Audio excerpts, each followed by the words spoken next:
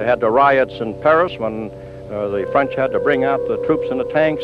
Marcuse was there. When they had the riots with the students in Berlin, Marcuse was there.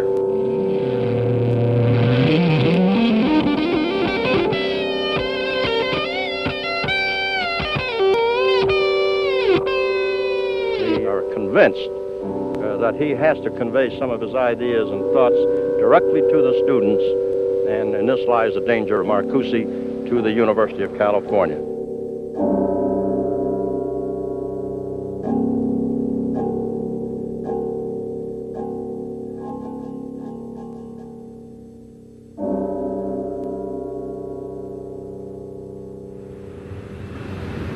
One of the only things I knew about San Diego was that Herbert Marcuse had been here. I came to California in 1992, a foreigner like Marcuse. I had heard about Marcuse back in Denmark. There was a picture of him in my contemporary philosophy book. I would often return to this photo. The text said, in connection with the student uprisings, Marcuse was focused on by the press, and for the rest of his life, he was a philosophical media event. He just threw a tear gas grenade. Today, philosophy is seldom a media event. Could this place tell me why the visionary force of a youth movement had been over 70 years old? Or why his ideas had inspired some and terrified others 25 years ago?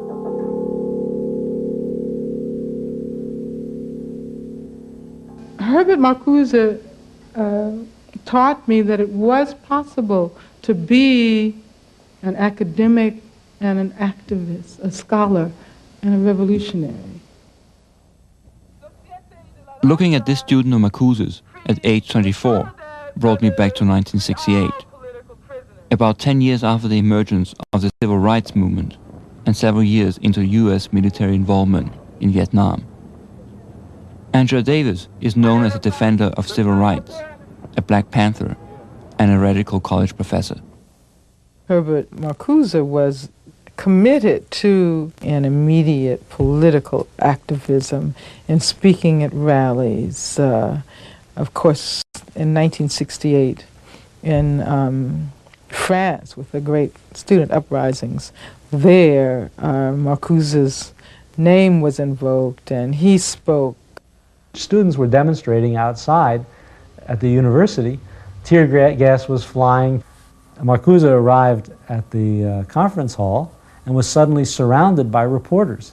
He was really sort of upset by this. He didn't like being trailed by video cameras down the aisle of the auditorium.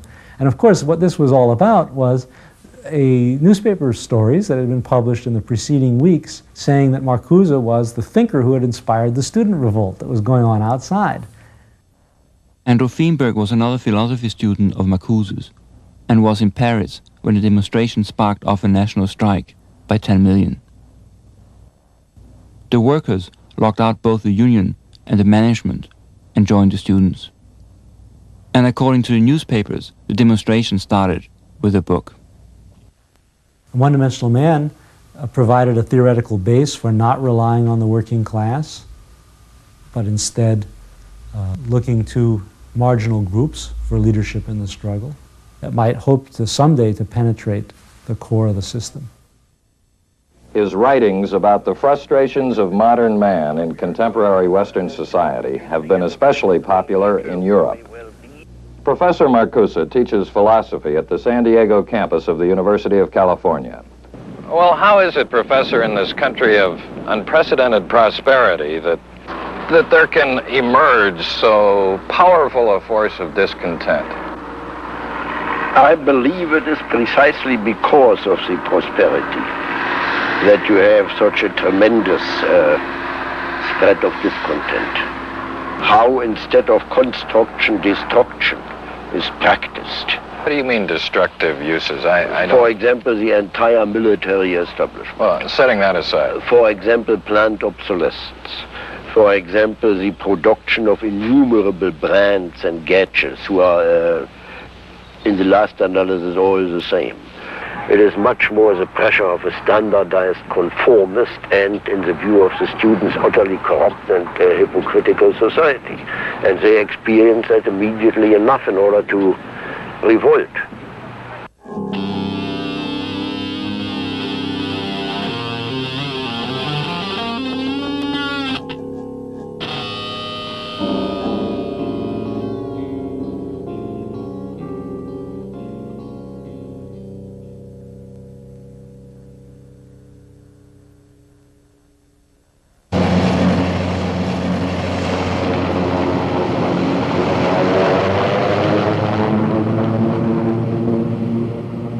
San Diego was, and probably still is, a very conservative community.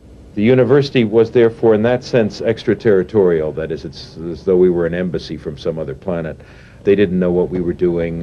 We didn't particularly have to pay attention to them. Now, what happened in the Herbert situation was that one fine day, Herbert participated in New York in a radical discussion with a number of otherwise well-known people, among whom was H. Rap Brown, who was then one of the leaders of the black movement and whose immortal sentence, you may remember, it is that violence is as American as apple pie.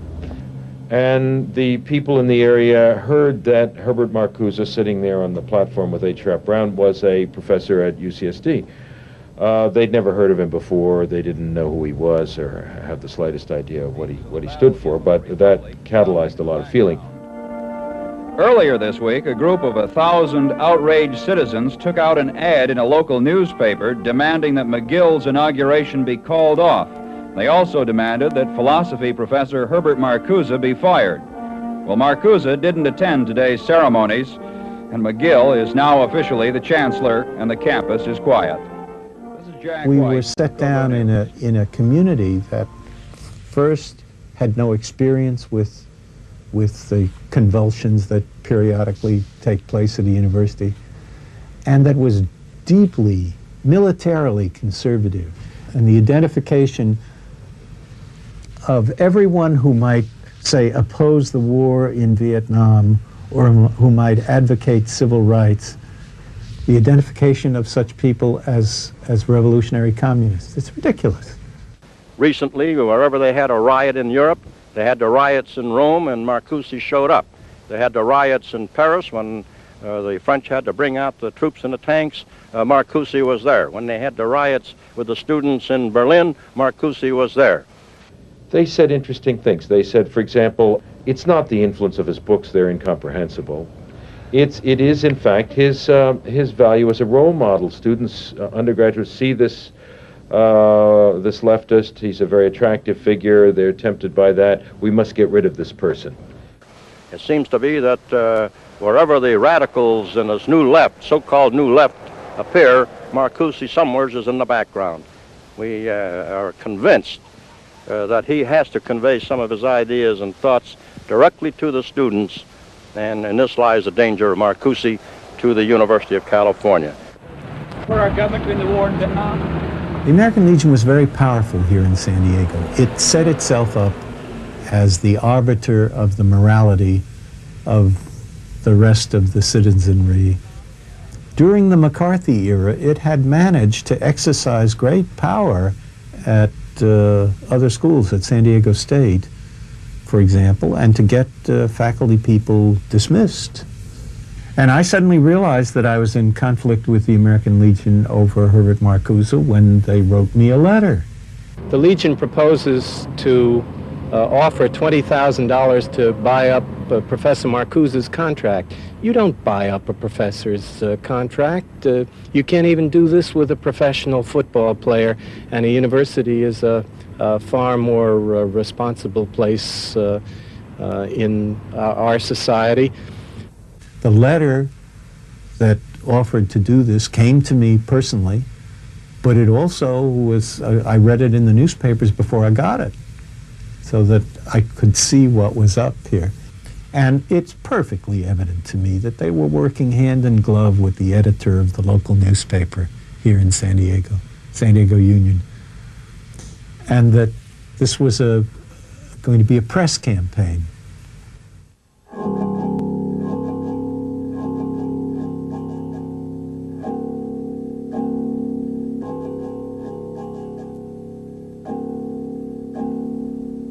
So in this way, via Paris, Rome and Berlin, the name of Herbert Marcuse and the youth movement reached San Diego.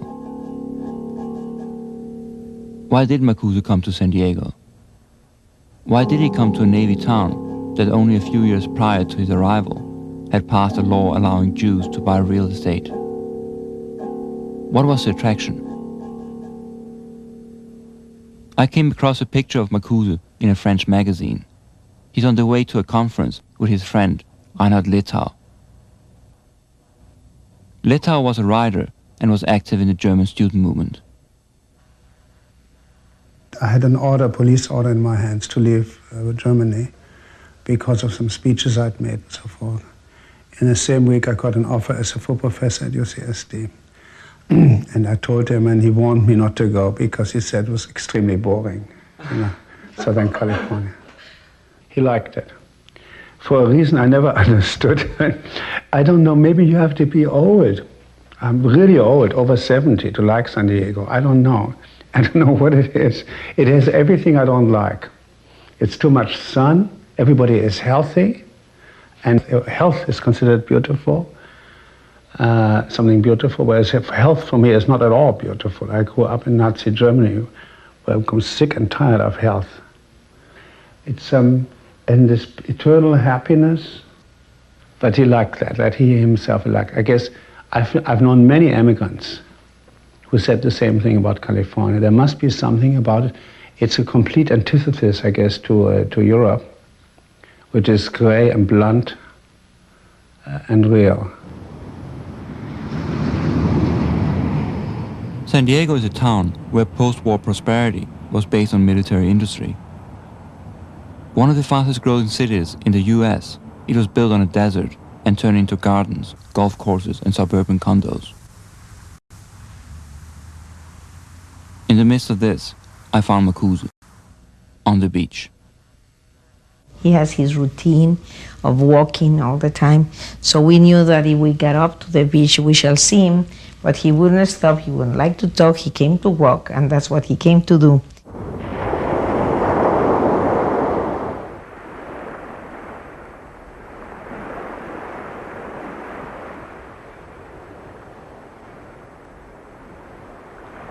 With salt water in my eyes and sand in my hair, I found myself reading Marcuse on his favorite spot in San Diego. I was beginning to get it. Phrases from the banners in Paris '68 echoed Marcuse's demands for social change in an affluent society. All powers of imagination, love and revolution, honor the cobblestones, the beach.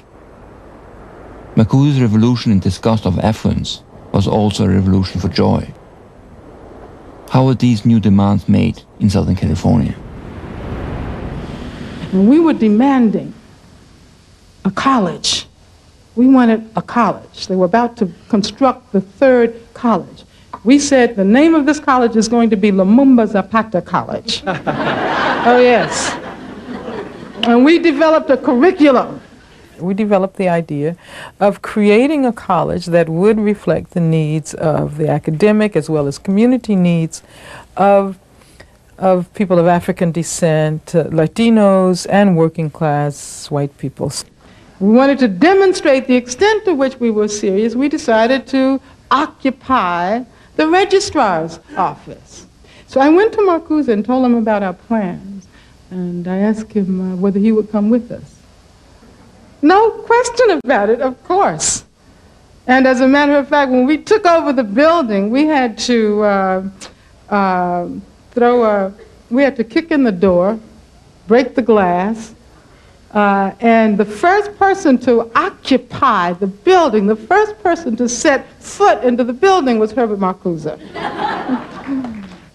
In the wake of yesterday evening's takeover of the Registrar's office, the Black Student Council and the Mexican-American Youth Association held a rally in the free speech area of the campus at noon today. They issued the following statement. The taking of the Registrar's office was the only course of action because the Academic Senate had not met the demands of the supporters of the Lumumba Zapata College. This afternoon, Dr. McGill held a news conference and he discussed last night's incident. The matter is not closed. Somebody's going to have to come forward and pay for that door. was very mysterious. One day a letter arrived, and inside the letter was a money order for the amount on the bill. No signatories, no indication of who was paying it. And I figured that I wouldn't inquire, the matter was settled. And Marcuse paid for the door. Yeah, he went, and I don't know, it must have, I don't know, $20, $50, whatever it was. So he paid for the door of the registrar's office. Mm-hmm. The Blancos could tell me about Marcuse's encounter with what at that time was called the Third World. His cultural heritage, of course, in music, Beethoven, right, and Mozart and so forth. He didn't know anything about Latin American music, African music, and so on and so on. He quite couldn't understand the third world, and that was my main concern, but always saying, but you can teach me. And he didn't have a single problem with it, not a single problem. I mean, the problem he had is, but you also have to study Plato. So yeah, we have to study Plato, but we also have to read Fanon. I think that humility is very difficult to find in many people. We haven't used the word. Humility is important. It's very hard to find in people of the stature of Marcuse. I mean, I wouldn't dare to tell another professor, says, listen, here, this in this book, here are the dates of what happened in Bolivia and Chile, all the American interventions, blah, blah, blah, blah. And then the next day he has assimilated that into his speech and into his thinking. As the women's movement was taking shape and emerging, Herbert was declared an honorary woman by a women's organization and, because they appreciated the importance of his work. You went into an office like no office you'd ever seen in the philosophy department. He had at least 20 to 30 figurines of hippopotamuses. Pink hippopotamuses, green hippopotamuses, hippopotamuses with their mouths wide open, hippopotamus candy jars. And he loved hippopotamuses. He would speak of them as a bizarre animal. And he felt they embodied the reality of absurdity and the immense possibilities of the imagination. He seemed to be able to talk about pleasure in a way that made sense. We had all grown up in the 50s and in this very affluent but somewhat affectively impoverished world. In Eros and Civilization, he was very optimistic about the degree to which human beings could achieve a fuller, richer, more ecstatic sexual existence. Going back to May 68 in Paris, one of the slogans was demand the impossible. And for Marcuse, the hippopotamus was the living example of the impossible. And yet, a hippopotamus is crucial to the environment it's in. It becomes a link between the land and the river. And it would process massive quantities of food and be a conduit into the river. He would find the university functioning as a research lab for the Department of Defense to be far more offensive than the university functioning like a fat and absurd hippopotamus that would glean knowledge in one arena and then take that knowledge and spread it in another. We know the university spreads a lot. It would be nice if they spread knowledge.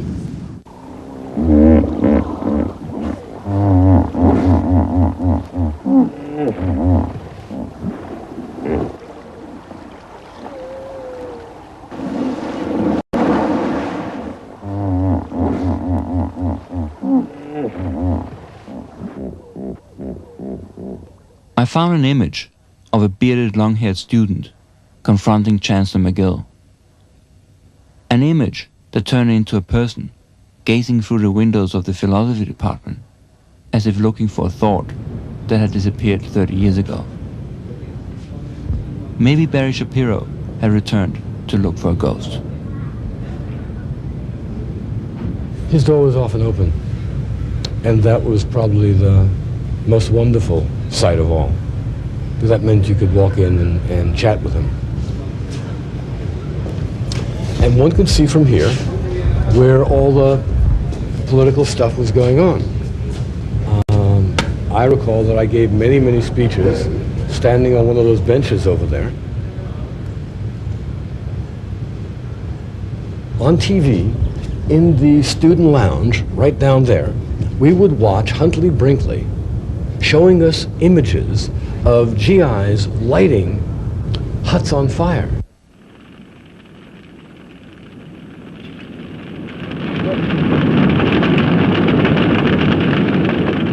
And we wanted to tell, did you watch TV last night? Did you see what we saw? Are we participating in this willingly? Who were these people that were driving from their homes? What is the strategic purpose of this? Research to support the war machine was going on for killing and harming people in our name. And people in conscience. Letow, certainly a man of conscience, supported the putting one's body on the line, of throwing one's body on the wheels, of stopping the machine. Wait a minute! We know what the Marines do throughout the world! We know what they're doing throughout the world! Free speech! Should we give them the right? Okay, how many people want the Marine recruiter to talk? Yeah. How many don't? Where is the Marine recruiter?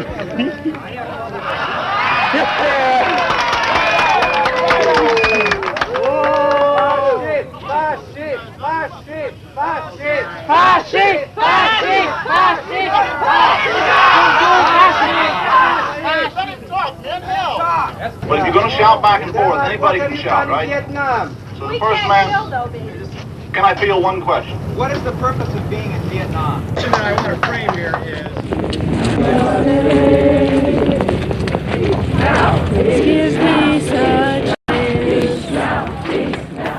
The violence is certainly not with the students. The violence is on the part of those against whom the students protest.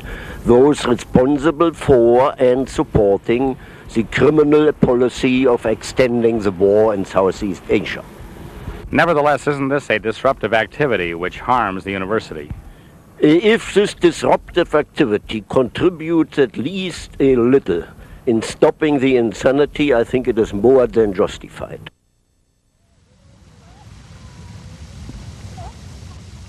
During that era, there was a student here named George Winnie. And George Winnie was very upset about the war in Vietnam, distraught even. Much like the Buddhist monks in Vietnam, he lit himself on fire right here in this area. He doused himself with gasoline, struck a match, and went up in a burst of flame. In the name of God and the war, wrote George Winnie on his suicide note. Was it individual protests like this that made people afraid of Marcuse and the New Left?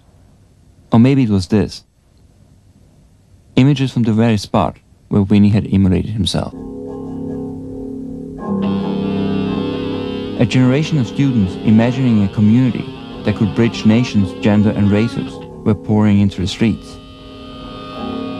Today, it's hard to imagine. Nowadays, the free speech area on campus is half the size and hardly ever fills to half its amount.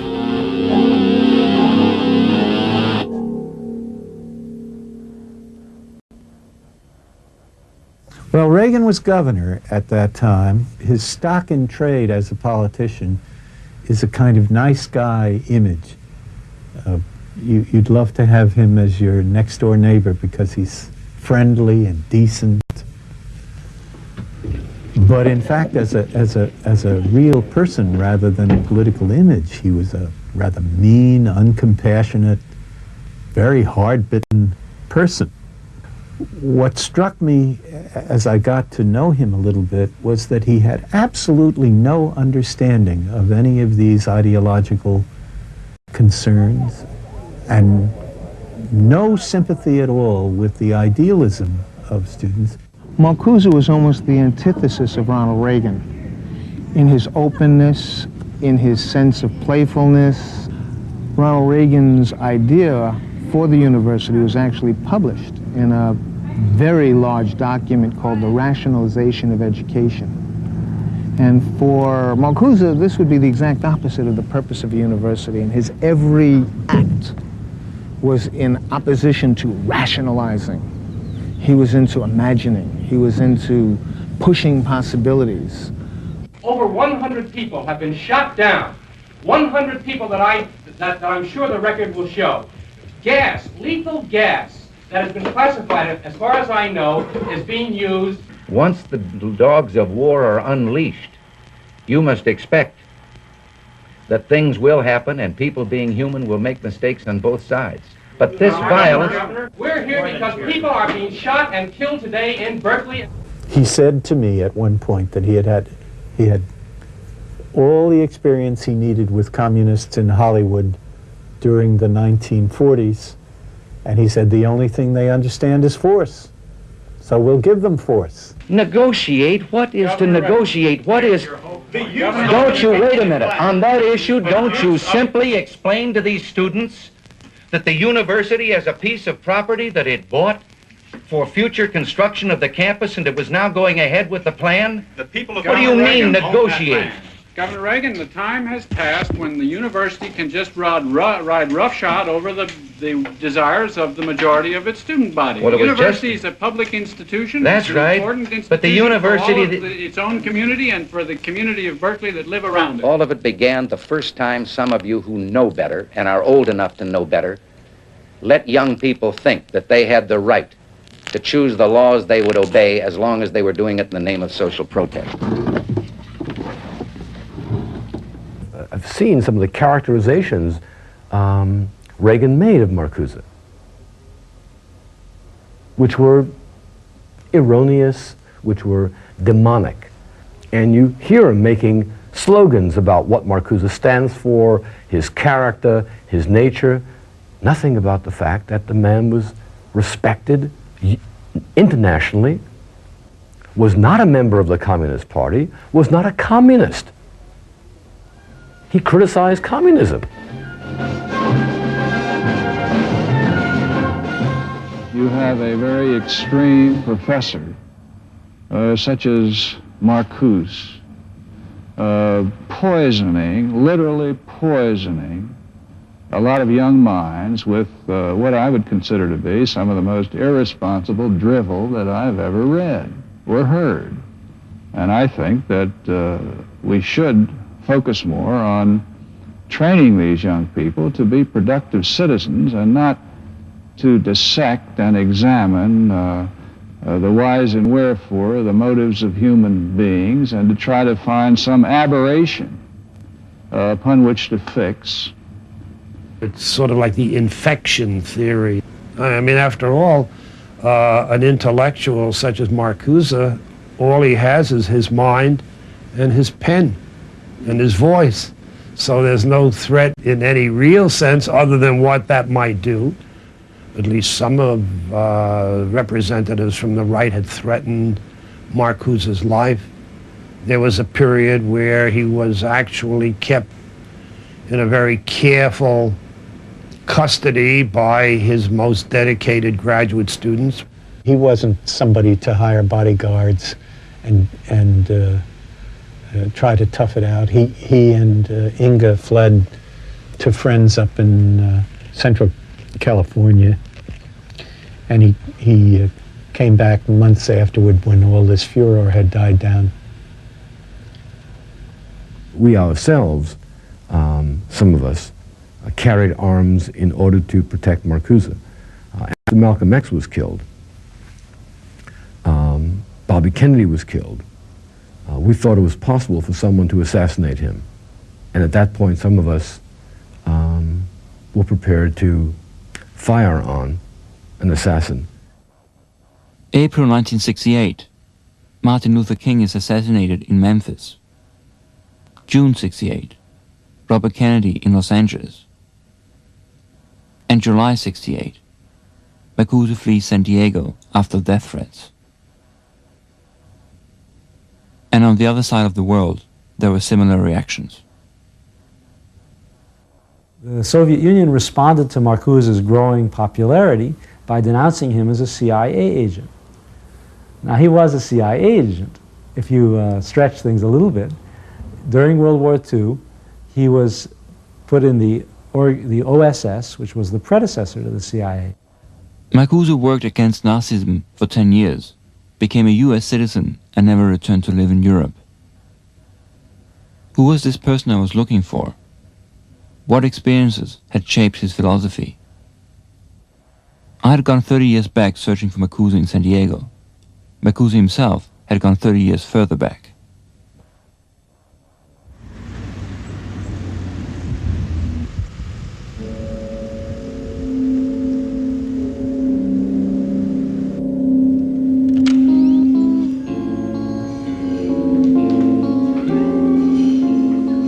I searched the Marcuse archives in Frankfurt for answers to his origins, work and popularity in the student movement.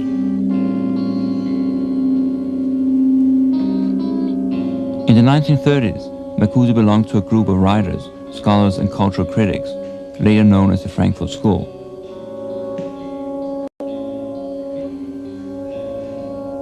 As Marxists, Jews and critics of fascism, Marcuse and the others went into exile when Hitler came to power in 1933.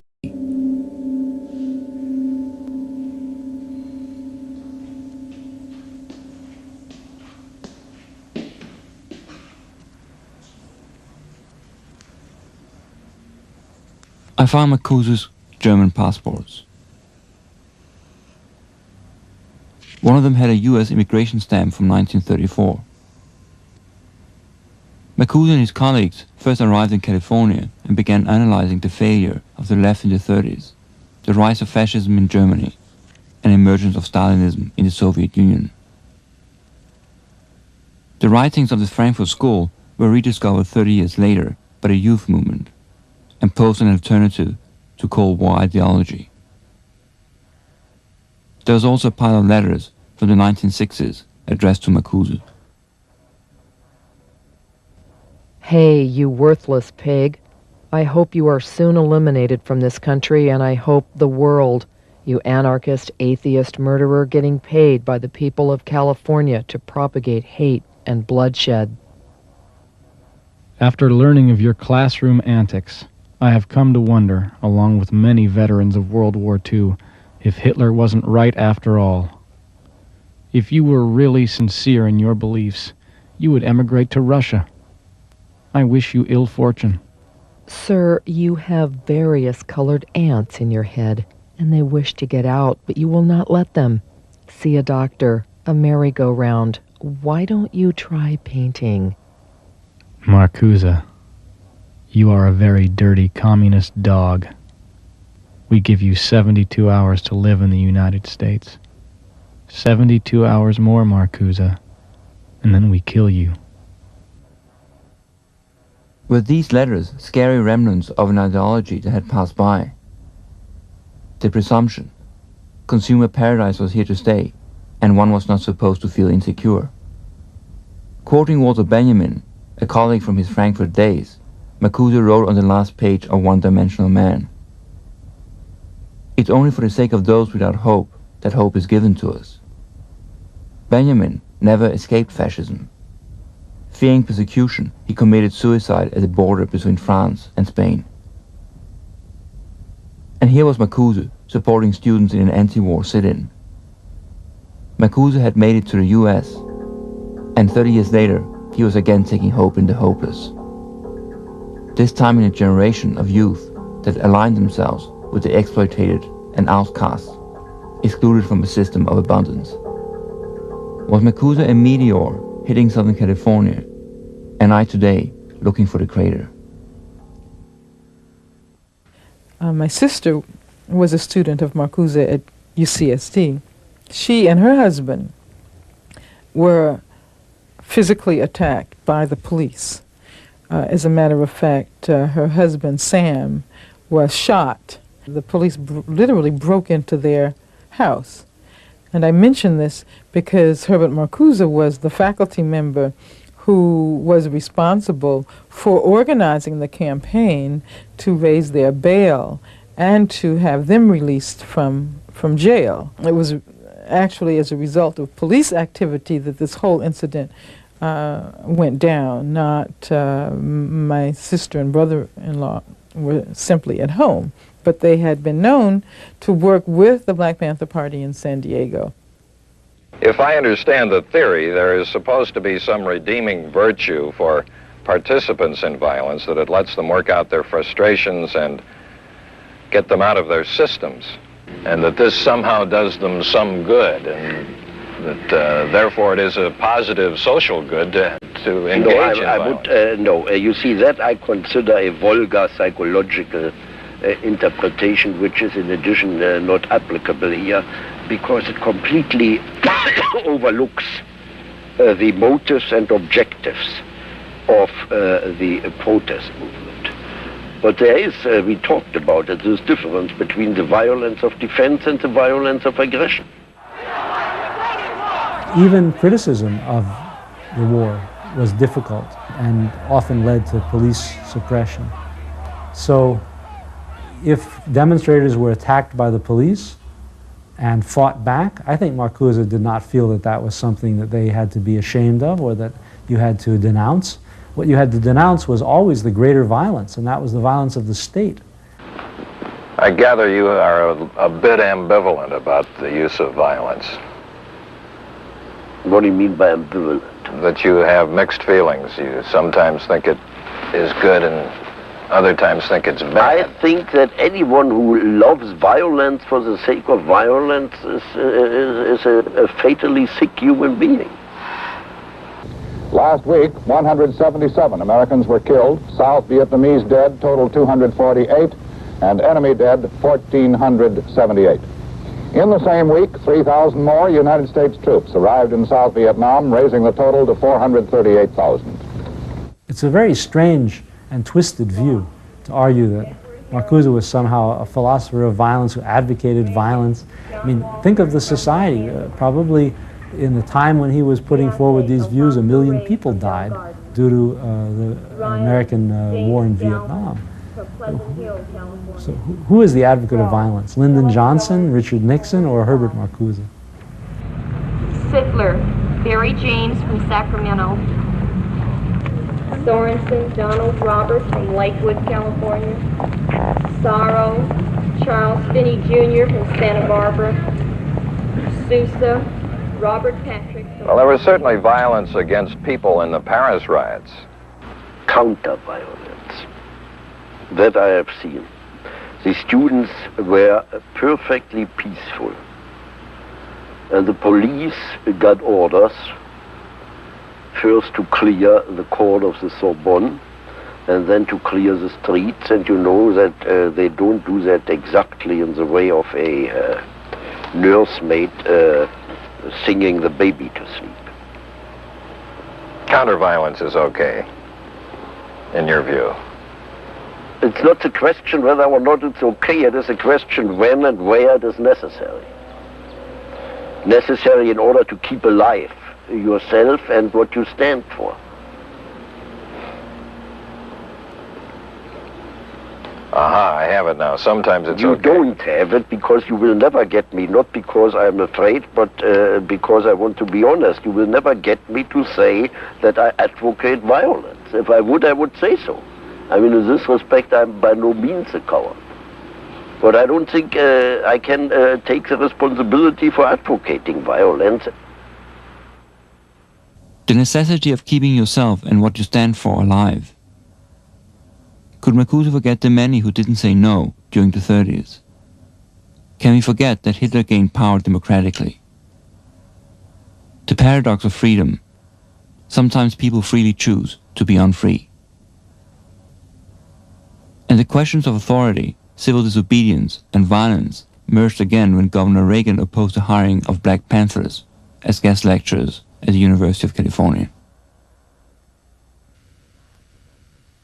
The movie actor who was at that time governor of California came up, and the academic senate met, and there was a debate on what kind of a demonstration we're going to have, the faculty, and they did vote it would be silent. With absolute silence. So there was a mass of hundreds of students waiting there, and it made him very angry. It was a very successful It was a very success, since he was used to being yelled at by students, and indeed that was a very useful matter for him politically. Reagan's style as governor was to try to provoke these attacks. And if he could provoke an outburst, then people would say, see how they treat our governor.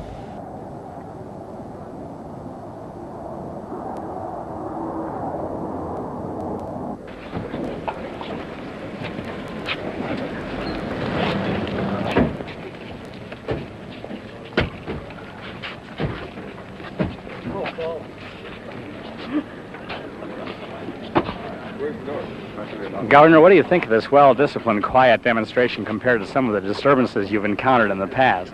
This is purposely done this way. Well, and I'm very appreciative of it. I think it's a little more adult than some of the things we've seen in the past. They hope that this will have an effect on the region in their decisions today. Well,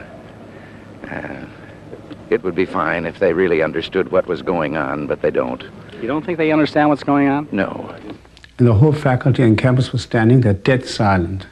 And somebody behind me, it might have been Peter, said oink, oink, real loud, quietly. And Marcuse yelled real loud, who said oink, oink? That kind of thing I enjoyed very much. He was immensely ugly, Reagan. I said that to him as he passed me.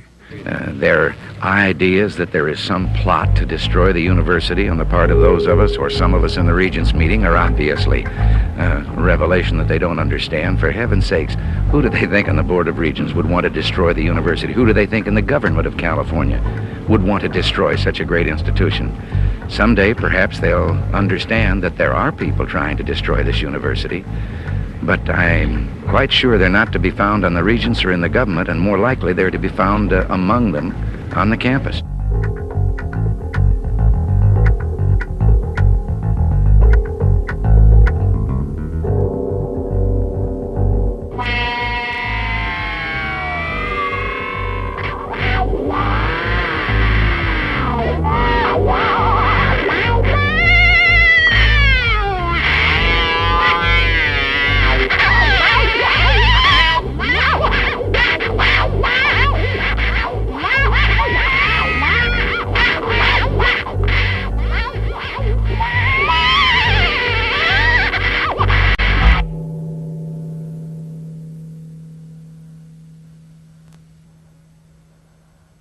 The student movement had a complicated relationship to the media.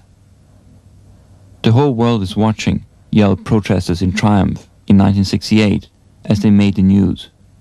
But perhaps someone is watching too much. Still photographs and television tapes will permit identification of the remaining disruptors. Each of these will be referred to appropriate campus disciplinary agencies for a prompt hearing and for appropriate action. Murphy had them photographed. I wouldn't let the governor of California intrude on our independence and freedom of the faculty to operate this school as we saw fit. And I'll be damned if I'm going to let a group of students do it either. That is, we govern the University of California, we faculty.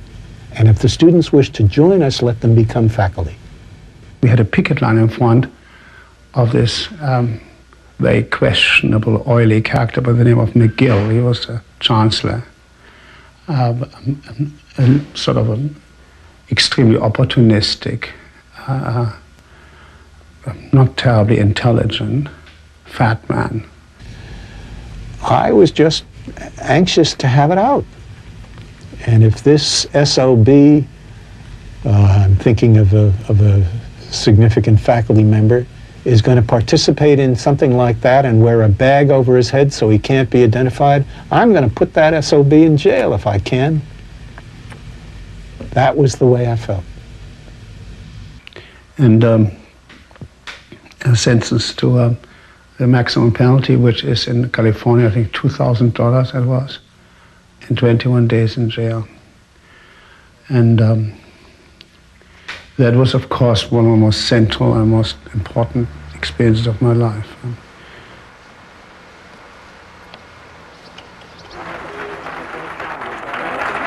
I believe that the fight is just beginning to start. the fight against all those who want to make your university a training school for the perpetuation of a society, the security of which and the prosperity of which is based on the oppression and enslavement of other peoples. One of the largest to gather at UC Berkeley this year. The speaker, New Left philosopher Herbert Marcuse and his student, avowed communist Angela Davis. UC Regents fired Miss Davis from her job as an assistant professor of philosophy at UCLA after she admitted to being a communist. Sit up there. At the same time, because Marcuse didn't agree with the political step that I took in joining the Communist Party, he never held that against me at all. He continued, of course, to support me and continued to provide guidance, both in terms of my scholarly work and my political work. Later, Marcuse supported Angela Davis when she was put on trial in relation to the Soledad shootout. Images went all over the world. A 26-year-old professor on the FBI's 10 most wanted list, charged with kidnapping, murder and conspiracy, became a cultural hero and symbol of black liberation. This was a time when philosophies of social change overflowed the confines of academia and scholarly journals and spread into the streets, and philosophers became media celebrities. I remember that Playboy magazine asked him for an interview, and they offered him a large sum of money. And this is what I recall. Marcuse debated the matter, thought it over, and decided it was really impossible. But rather than simply declining, he said he would do it only if he could be the centerfold. And of course that didn't fly with Playboy, and so he was never interviewed by Playboy. So, a 70-year-old professor had simultaneously unified the American Legion in San Diego, the Pope in Rome, Prada in the Soviet Union, the Republican governor in California, and the Vice President of the United States. All of them feared and condemned this single figure for corrupting the mind and manners of the youth. Was Marcuse asking too many embarrassing questions about the Cold War?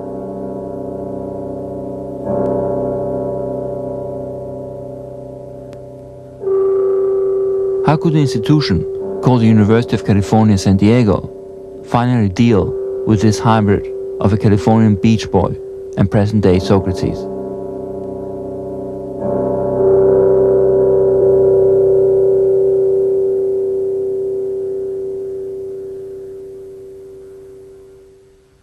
The University of California, San Diego today announced its intention to reappoint Dr. Herbert Marcuse as Professor of Philosophy for the academic year 1969-70.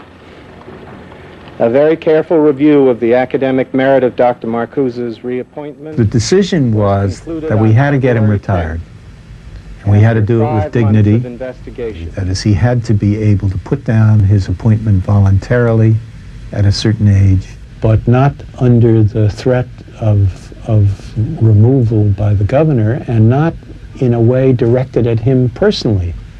Accordingly, we have decided to terminate all existing commitments to overage professors as of June 1970, and to replace these with a policy of expected retirement at a specified age. Marcuse himself did not like the idea of being forced out at age 70. He thought that he still had some things to say. And we said that we wanted him to give up his faculty appointment, although he would be free to teach classes as he wished. Dr. McGill, would you say that this new policy you've just inaugurated was a direct result of your problem concerning Dr. Marcuse? No, it was not. Dr. Marcuse phoned into KSDT this reply to Chancellor McGill's statement. It is not my reappointment that is at stake. I have quite a few offers to teach, in spite of my biological age. What is at stake is the right and the duty of the scholar and educator to teach the truth and to expose the lies. It serves or ought to serve whole generations of human beings, regardless of race, color, religion, and business requirements. Marcuse's office was right up there. I think it was that one. And even after he was forced to retire, he functioned as a de facto professor emeritus and even conducted seminars under the auspices of other professors to get around Reagan's insistence that he stop teaching. There has to be a mandatory retirement age because the life is not one that you want to give up easily. And if you don't give up an appointment at an appropriate time, then there is no way of feeding young, fresh blood into the system. And at that time, we had just too many elderly faculty. Not Marcuse alone, dozens of others. Everybody thought it was a great triumph for Reagan because Marcuse would stop being a regular faculty member and perhaps would be more quiet. I guess officially there was nothing you could do, but at least a protest could have been made. And McGill was not only not protesting, he was pushing for it. He died, 3 or 4 years later. In a dignified way, the way we had planned it all. Actually, Marcuse lived 10 more years, while McGill achieved fame and notoriety because of the Marcuse case. He became president of Columbia University. Ronald Reagan was re-elected governor of California in 1970, largely due to his stand on student politics. The early 70s, the student movement dispersing into factions, opposing one another. Grand juries charging students with conspiracy, FBI leaking disinformation, students bombing military research centers, National Guard killing students at Jackson and Kent State. I could not help but see the emulation of George Winnie that day in San Diego, on the College Plaza, signaling the fate of the student movement. When a government is willing to shoot, even Marcuse's strategy of violence in self-defense ends in defeat. Are you still considered one of the leading lights in that framework, or have they gone beyond you or in different directions? They have gone beyond me, they have gone below me, and I never considered myself as the idol or as the father or grandfather of the New Left. What happened was a coincidence of ideas and opinions. The students didn't have to read one-dimensional man in order to protest, in order to rebel. Now, the students of that era, you say, didn't have to read the book, primarily because they were experiencing what you were describing. They were experiencing in their own body and mind what motivated them to rebel. Do you think they, when they did read your book, understood your work? That I don't know. 1979. Marcuse died 3 months later, missing Reagan's election to the presidency. He missed the 80s, he missed the 90s. After looking for Marcuse for 3 years, what could I say? Maybe Marcuse's imposed retirement plan became the standard for a whole generation. Academic freedom means nothing more than the freedom to be academic. I sense that disgust of affluence has been replaced with fear of impoverishment. I wanted to write to my friend in Europe about my life in California. I wrote, "Here's a picture of San Diego. This place is intriguing. People tell me amazing stories about Herbert Marcuse. I cannot forget the stories I've heard." The story about a severe critic of affluence here in the midst of this golden state of abundance. A critic remembering how mindless conformity has sparked the horrors of the 30s, yet living in a time and place where this conformity was forgotten. A philosopher from the core of Europe, forming new coalitions between people in the margins of the United States. And finally, a charismatic teacher near the end of his life, inspiring those in the beginning of theirs. Can one find more bizarreness that today, at the same time, makes such perfect sense?